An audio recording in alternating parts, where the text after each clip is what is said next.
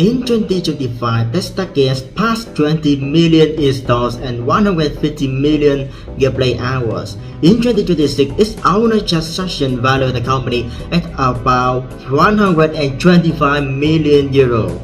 How did a publisher founded in London in 2016 get there? It can be explained as one clock with three hands: players, the organization, and developers. Each clock is bordered at a different speed.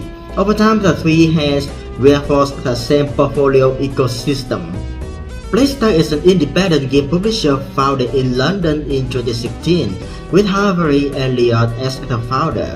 Harvey's idea was simple: give developers more publisher attention with big publisher capability. The resource-based view says firms can differ because of the resources and capabilities they control, while capabilities describe how organizations use resources to achieve outcomes. Playstacks resources include founder experience, network, data, and tools. Its capability is discovering promising games, choosing where to invest, then coordinating funding, marketing, localization, and platform support.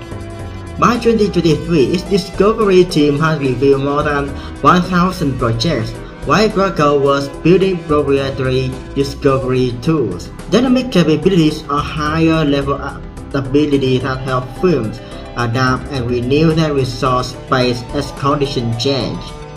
Playstacks repeated launch and learn. Cycle fits that logic. The revenue just shows the result, but the pattern matters more than every number. Revenue grew from about 1.1 million euro in 2019 to 55.3 million euro in 2025, with majors up and down in between. More importantly, risk became more distributed.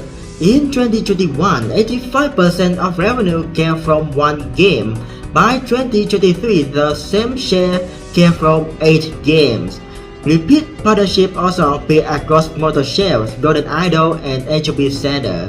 I interpret this as a portfolio ecosystem. Each success adds player, data, reputation, and capital, which improves the next round of discovery and investment.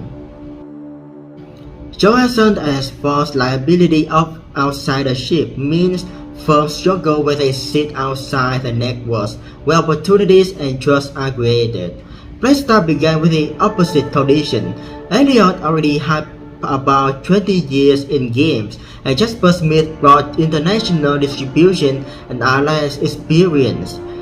The company was new, but its network was not. The home market also mattered. An entrepreneur ecosystem is a network of interdependent actors and conditions such as finance, talent, infrastructure, and support that shapes venture growth. The UK has strong games demand but weaker early-stage finance and commercialization. So Playstacks did not escape a weak home market. It used a strong ecosystem while filling one of its weak links. But Kinetic games give us a useful counter case.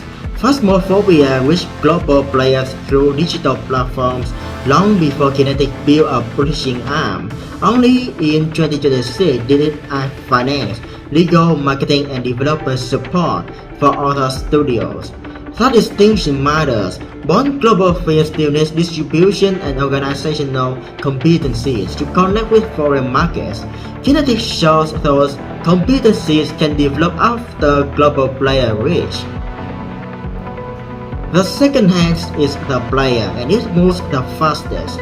Internationalization speed is what makes cross-border expansion happen sooner rather than later.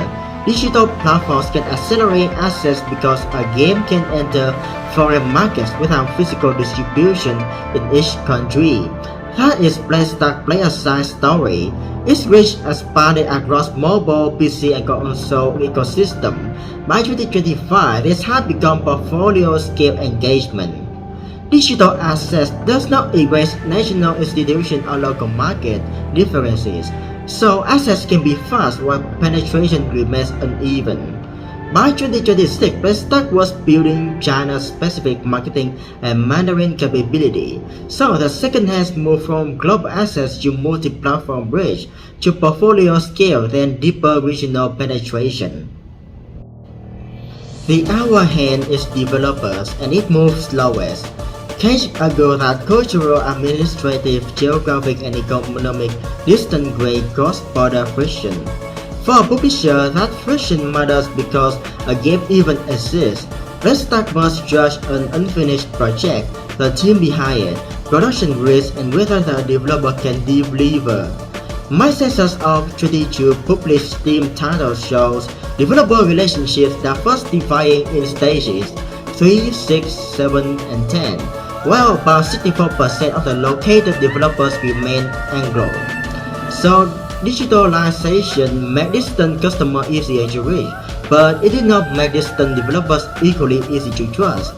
That is why the hour hand moves slowly. The minute hand is Playstacks organization, where it commits people, ownership, and capability. Anti-mob theory predicts that greater resource commitment approach generally brings greater control, but also greater risk. Playstacks first used an operating team in Poland in 2017, then kept a majority stake in Finland. Foreign group and titles, the US acquisition of Magic View, and a specialized technology hub in Krakow. So, geography spread early but commitment deepened step by step. That is why I use the minute hand. Faster than relationship building but slower than digital market access.